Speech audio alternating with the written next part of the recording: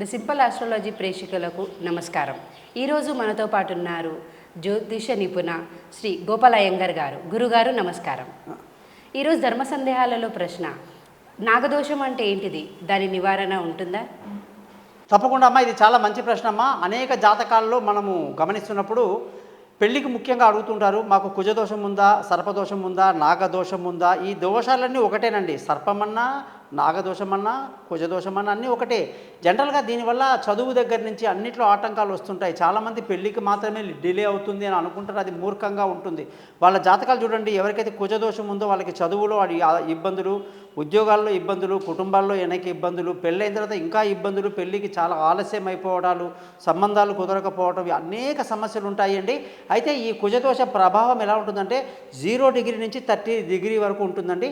డిగ్రీని బట్టి మనం దాని ప్రభావం చెప్పాలి. అంతేగాని అందరినీ ఒకే తాడులో కట్టేస్తే పనికిరాదనమాట. సో ఈ 10 జాతకాల్లో ఖచ్చితంగా 8 జాతకాల్లో ఈ కుజదోషం ఉంటుందండి. ఎందుకంటే కుజుడు మన భూమికి చాలా దగ్గరగా ఉన్నటువంటి గ్రహము. దీని ప్రభావం చాలా ఎక్కువ ఉంటుంది. కాబట్టి అంతమందికి కుజదోషం ఉంటుంది. ఈ నివారణ చాలా ఈజీగా సాధ్యం అవుతుంది. మీరందరూ మీ జాతకాల్లో ఉన్నటువంటి కుజదోషాన్ని నాకు తెలియజేసి దాని బలాన్ని బట్టి ఏం చేయాలో నేను తెలియజేస్తాను. నమస్కారం. గోపాల్ అయ్యంగార్.